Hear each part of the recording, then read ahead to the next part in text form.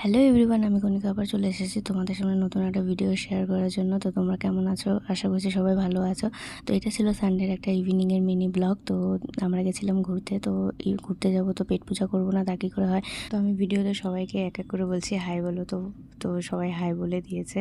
তো এখন আমরা অর্ডার করে নিয়েছি মুম্বাই স্টাইলের বড়া পাও আর মোমোটা আমি বরাবরই ভালোবাসি। বাইরে গেলে আমি মোমোটাই বেশি খাই। আর বাইরে ঘুরতে গেলে যাবো আর খাওয়া দাওয়া করবো না তা কী করে হয়।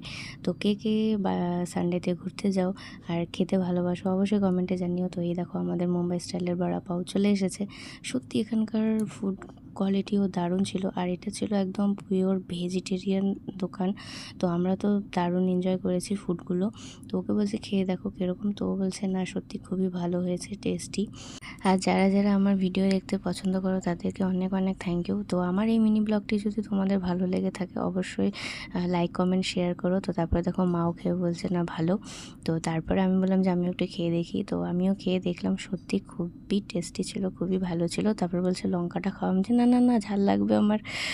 ও বলছে যে না ঝাল লাগবে না। তো তারপর ফাইনালি চলে আসলো আমার মোমো। তো মোমোগুলো এত সুন্দর টেস্টি ছিল না। আর কে কে মোমো খেতে ভালোবাসো অবশ্যই কমেন্টে জানিও।